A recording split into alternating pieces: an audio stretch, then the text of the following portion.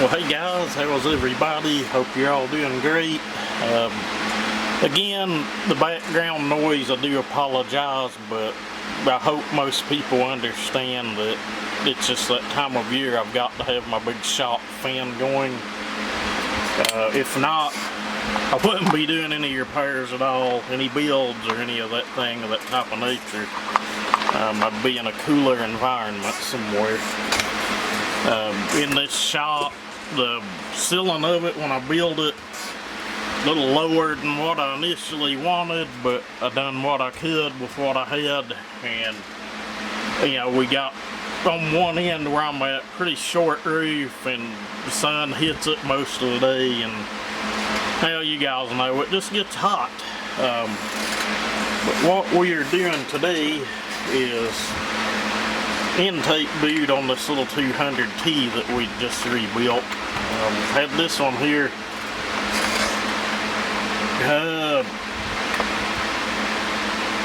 not quite a month, but right at a month, I guess. I brought it back home with us while we were on vacation.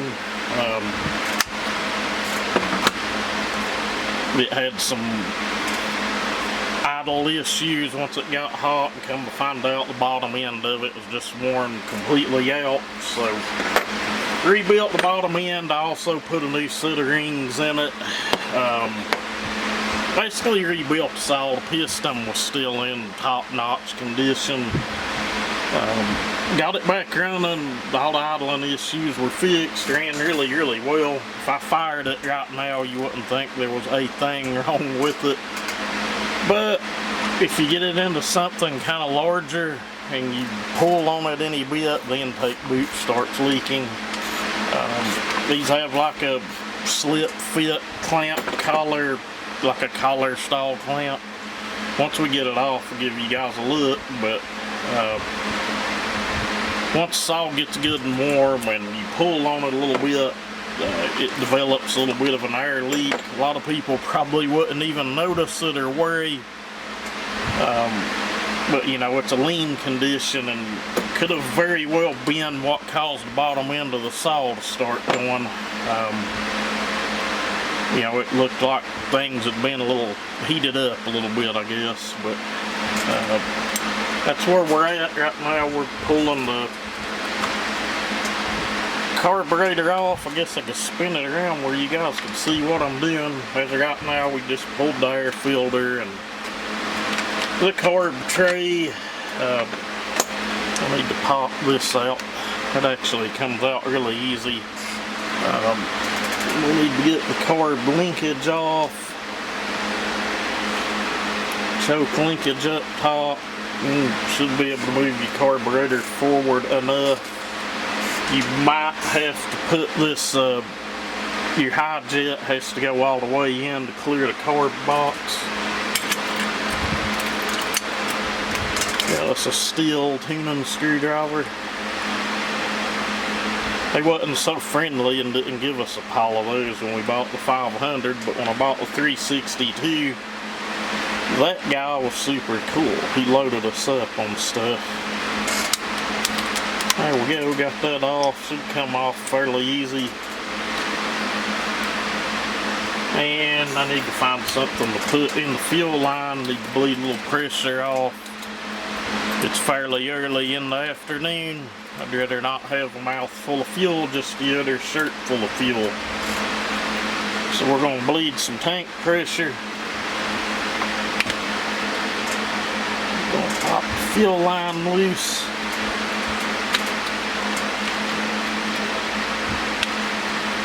Well, she's not spraying fuel everywhere, so we're good there, bleeding the pressure off. Must have been enough. We should be able to pull this carburetor out. There we have it. That's an OEM one, looks like. Those are prone to have a lot of problems.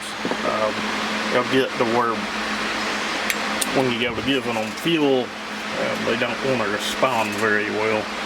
So the next thing we're going to do is I'm going to take this mount loose, and maybe, hopefully, we don't have to pull the whole handlebar assembly off. Maybe it'll just raise up enough. I doubt it. Things never work that way. Keep bumping the camera, sorry. We knocked something over, have no idea what it was. It was a big drill, a big step bit in it that probably shouldn't be laying there anyway. There's a screw. Alright. I'm pretty sure we're going to have to pull more than that loose. We'll probably have to take it loose. Up here, we got a mount. And probably just have to take the whole handlebar off, make it easier. Let's see if maybe the intake boot just has it first.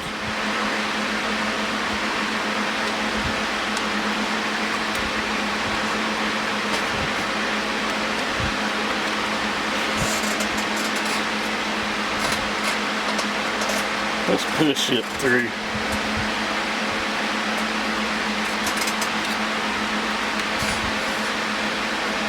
There we go. I knew I'd be able to do that. Next thing we need to do is pop this little slip clamp up off of there. Should just be able to get a screwdriver under it, work it up. There's what we were pulling up out of there. That is the clamping mechanism for this saw. I tend to get too close and the lens on this camera will only focus so far away. Now you gotta be something like 18 inches away for it to focus, but sadly enough, that's all there is to it. If you've worked on like a 250 or 170, it's not just Stihl saws. There's a lot of other saws that are that way, but what's funny is you just would not expect it on a pro grade saw, especially something that, you know, as expensive as one of these, or that lasts as long as one of these.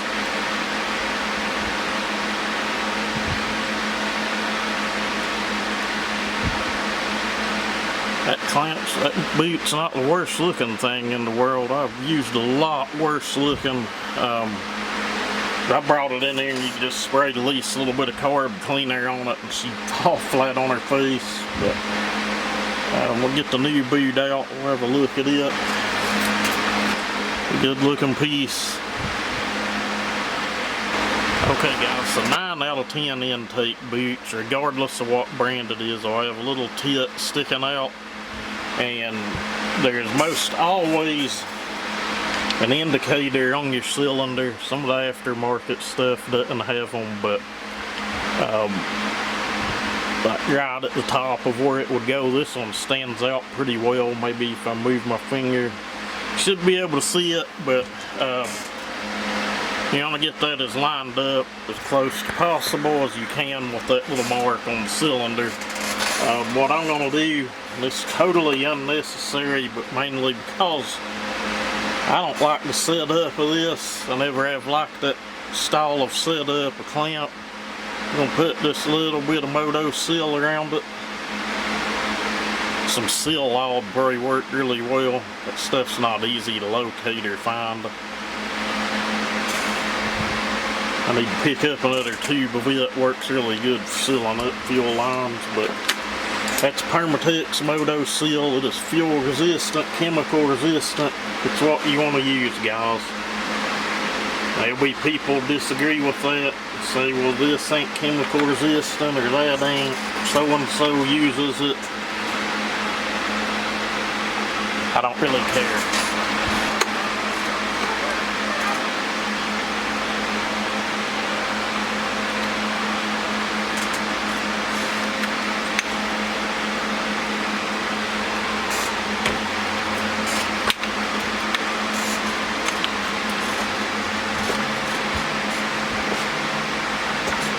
And sadly enough, guys, that's kind of all that holds that down into place.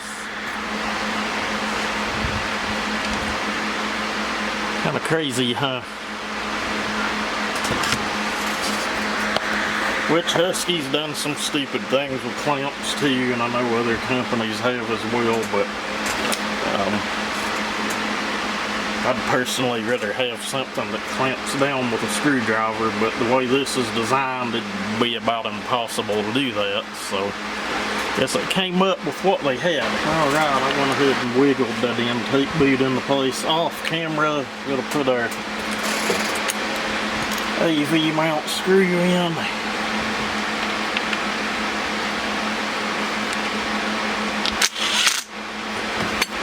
Good and tight enough. I swear, guys, I think the carburetor might be next in line. We need to get our tank vent up into place. It kind of lays right back in here. Got its own little spot that kind of lays there. Take the throttle linkage, put it back in here. It'll lay in here like so, up in the top.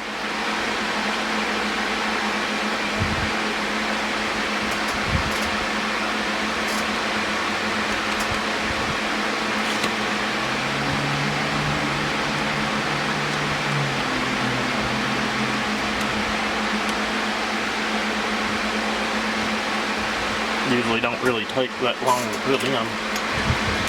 You don't want to forget your sleeve. I've put a whole saw together before and forgot that little sleeve that goes into the intake boot. You might have to use a little lube to get that to go into the new boot. But there's what all of that should look like.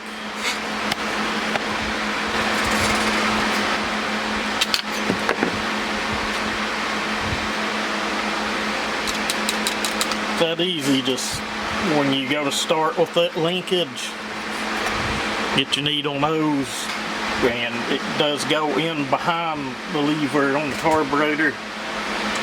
Then you're going to hook your choke linkage back up. Looks like everything's working good. Need to get our fuel line on.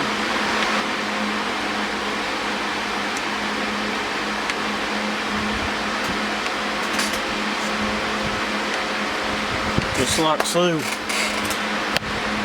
It's easier to come in from under and push the fuel line up on. There we go.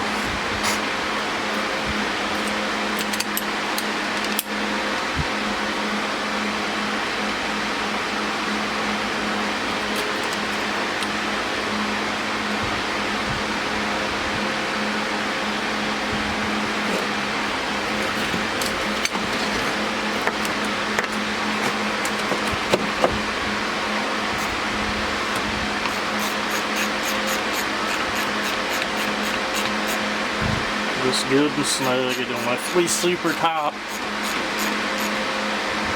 You don't want to break those. You'll be tearing your whole saw back down to replace those studs.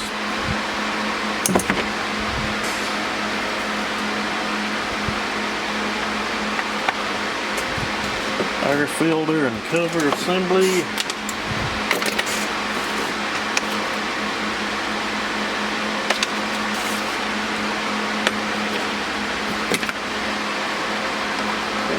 Right into place.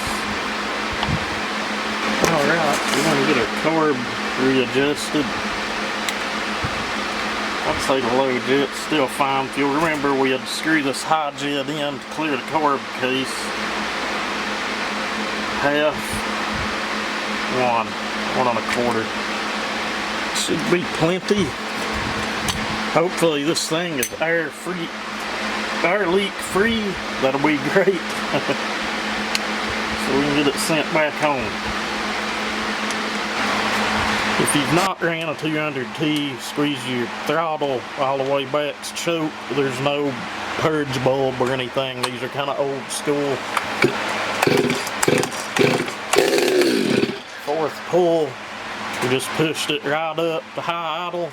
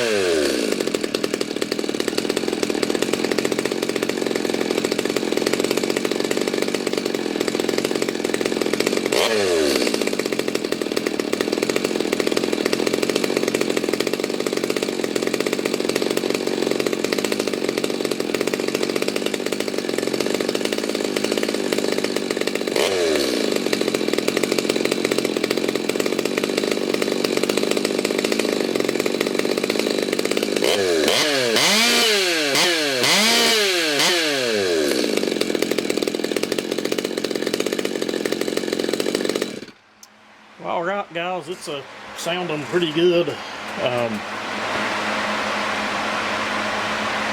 I think it's going to be just fine. What I'm going to do next is I'm going to bar it up and I'll go see if I can find some small limbs or something to cut and make sure that it's not still doing the same thing that it was doing before.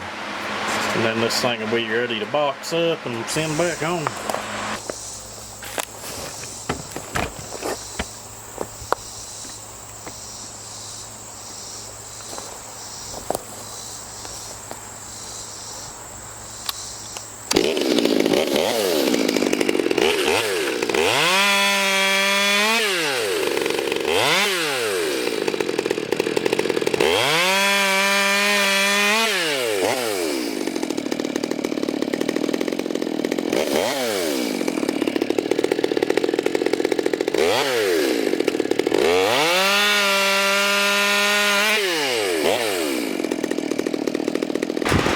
Alright guys, I have cut some more with it. I have tuned on it quite a bit.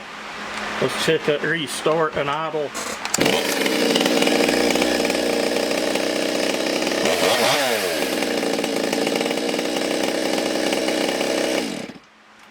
She'll sit and idle all day, idle till the tank goes dry. So when we got it here, once it got warm, it would not idle at all, no matter what you done. That's what happens when you got air leaks, multiple air leaks on this one. Just years of use, that's what happens when you use them. Eventually they got to be freshened up, that's with anything. But anyway, like I said, sorry I didn't show a whole lot more on the assembly, but we are going to be doing a complete 200T build here, if not a couple of them. It'll just be when it cools off a little bit, but one of them, you know, it's going to be a fully custom built saw. Cases painted, plastic dyed, ported to the gills, machine work. We'll put together a real nice little saw. But anyway, thank you guys for following. We really do appreciate everyone that watches the videos, follows the channel. Everybody try to have a great day.